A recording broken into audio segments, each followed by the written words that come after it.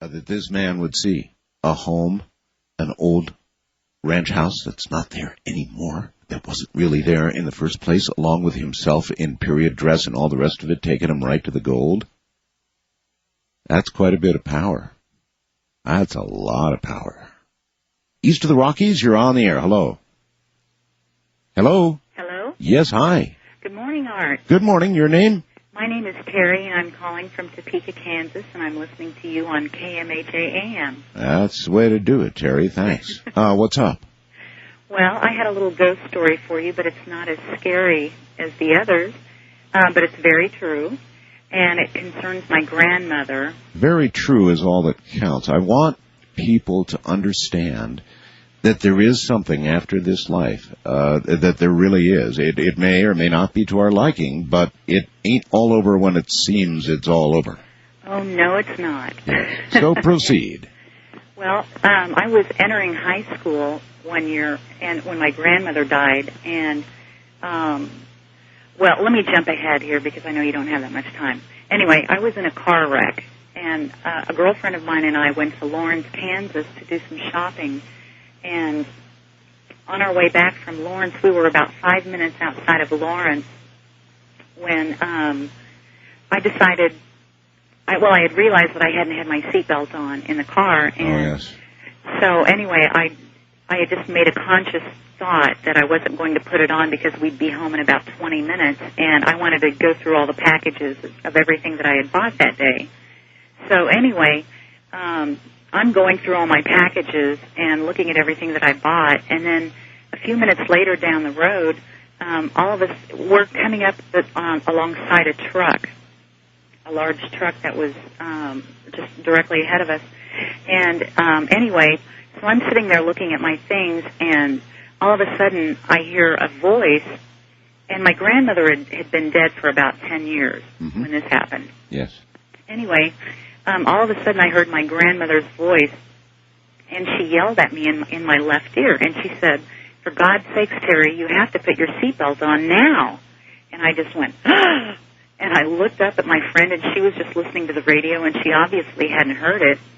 And I said, "Oh, my God, Donna, did you hear that?" And she said, "No, what?" And I said, "Oh, nothing." I said, "I've just got to put my seatbelt on." So I put my seatbelt on, and within 2 minutes, all of a sudden we hear this explosion, and this truck next to us had a blowout, and it was a huge truck, and so it just starts throwing debris in front of us and everything, and my friend screams and puts her hands up to her face, and I'm like, "Donna, just calm down, take your hands off your face, put them back on the steering wheel, and drive."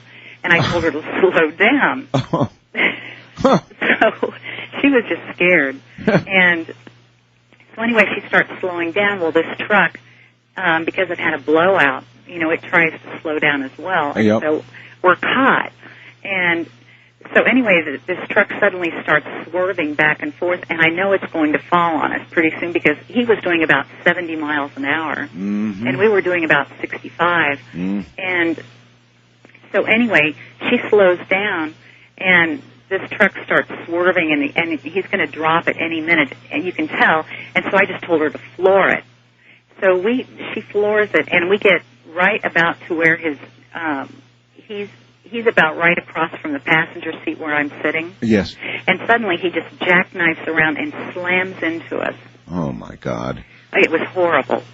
And anyway, he throws us into that center median, those cement block things, those dividers. Sure. He throws us into it, and then we go into a spin end to end, and then we hit one of the openings down the road a little ways, and when we hit it, it throws us back out into the front of this truck. Holy smokes. It was horrible. Yeah, that's a big wreck. It was. And as soon as he hits us the second time, we immediately flip over his hood, and he just really slammed into us this time. Good God. And we were airborne, and all I can remember are about 2 flips in the air. Yes. And, well, we were told later that we flipped 5 times in the air before we hit the ground. And holy smokes. It was a terrible car wreck. Yeah. And anyway, so we land, and we land upside down on the roof of the car. And she's okay, and I'm suspended in midair by my seatbelt, and it's strangling me, and I can't breathe. And so I'm trying to get this seatbelt off of my neck, and my right arm, though, which I was holding on to the little hand thing up on top as we were flipping, my hand was just crushed underneath the metal, and I couldn't see it. But all I could see was blood coming down, and my head is laying in the glass from the rear windshield. And all of a sudden, this man comes up. These people just rush up to our car. Yes. And, are really concerned, and they want to help us. A man and woman go to my friend's side of the car, and then this other gentleman comes to my side.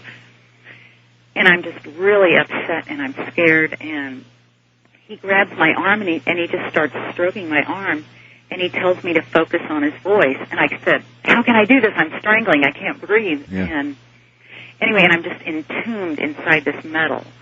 And I can just barely see my friend through all the metal. And anyway, he just tells me to calm down and listen to his voice and focus on him. Uh-huh. So I did this, and he just talked constantly. And he told me that when the truck hit us the first time, he had immediately called 911, and so they were on their way out. So anyway, he said just to hang on. Well, they tried to get us out of the car, and they couldn't get us out. Not a lot of time left, hon. Okay, anyway, so finally the paramedics get there, and the highway patrol, they get us out of the car. And I'm looking for this man because I want to thank him. Of course. And so I'm looking around at all these people, and I see one man standing while the others are kneeling around us. And I look up at him, and I just thought, oh my God! And I look at him and I said, has anybody ever told you that you look just like Jack Palance?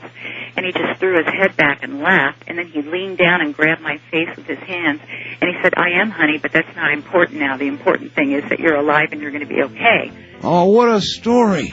All I could think of, I have to All right, say... listen, hon, I've got to go. What Okay. a whale of a story. Thank you. All right, thanks. Oh, good night. This is Ghost to Ghost AM. This is Coast to Coast AM with Art Bell from the Kingdom of Nye. From the high desert town of Pahrump, Nevada. In fact, this is Ghost to Ghost AM. I'm Art Bell, and we're hour number 5 right now on this morning. It's good morning to do 5 hours, isn't it?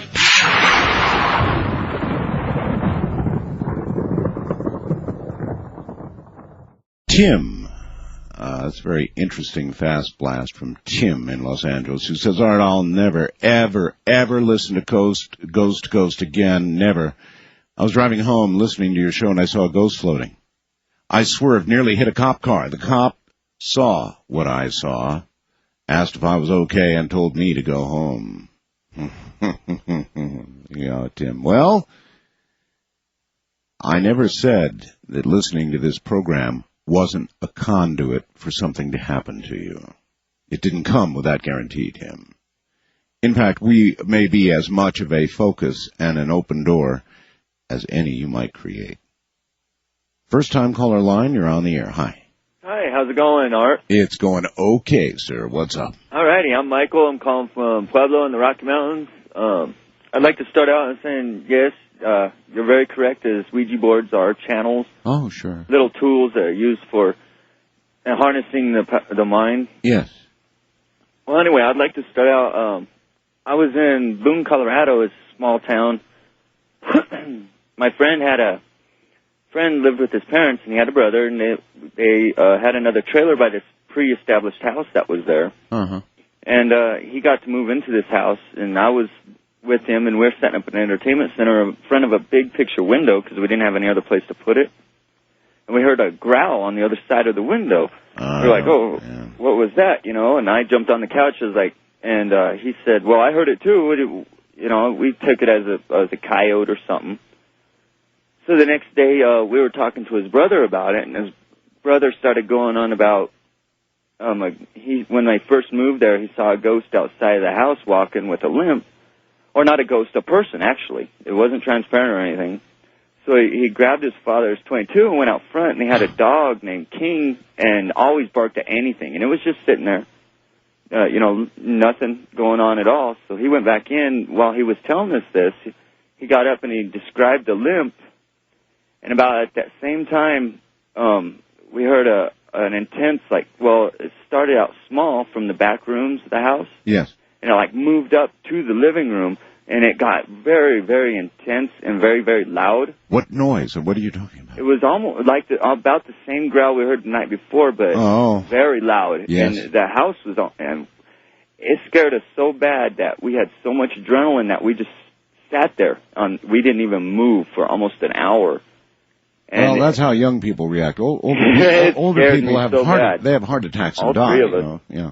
And about 2 hours later, then it come about dawn.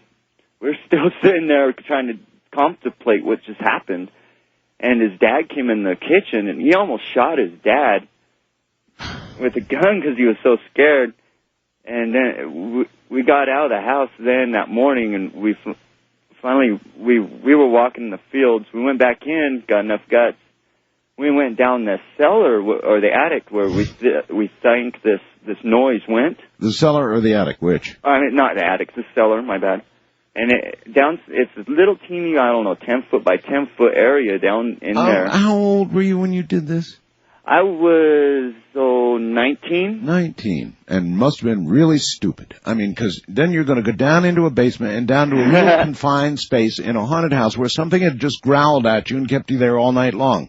Well, inside of there, we figured it, since it's dawn, it should be okay. Well, I don't know, but there was a small window right there in the attic, or the cellar, that went to straight dirt. Okay, well, cut to the chase. What happened?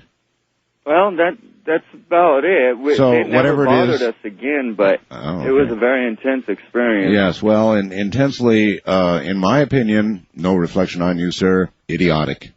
I mean, something that evil, that bad, something growling at you and keeps you there all night long, and you go back and go down into the basement? Please. Maybe at 19. Wildcard line, you're on the air. Hello. This is Stephanie in Federal Way. Hello, Stephanie. Yeah, this happened to me. It would be New Year's Eve, 79 into 80. All right. And I had been living in a communal house, and the guy who owned the house and his girlfriend were, I lived a sheltered life, and they were into what I've later found to be black arts. Oh. And they were talking about, becoming possessed so that they could get power. And I eventually moved out of the house and was dating the guy's brother. Really? Yeah. And it was going along because he moved out of the house, too. People like that do sacrifices and terrible stuff like that. Are you aware of that? I wasn't then. I am now. You could have been the virgin sacrifice of the day had you stayed. Well, that's kind of why I left, because it was just too bizarre. And we were going over there kind of to do the family, hi, it's New Year's, thank you for inviting us to your party, but, we're just making our appearance and then going home. And I remember that they had this strange print of, it looked like a fairy woman, but she had Stonehenge reflecting out of one eye. She was wearing a pentagram necklace and some other things that I've since learned were symbols of the black arts. Right. Well, we get up and we're walking up the porch to the house. They've got a raging fire in a fireplace. I know the house is warm when you open the door. Well, his girlfriend opens the door to greet us, and something ice cold that felt just like a knife stabbed right through my chest. It was probably about 6 inches wide, from top to bottom. Yes. And about a half an inch wide, thick of the blade. And I felt it go in through the front and come out through the back. Something seen or something unseen but felt? Unseen but felt. Gotcha. And it was just ice cold. I mean, I've never felt, it was like dry ice cold. Yeah.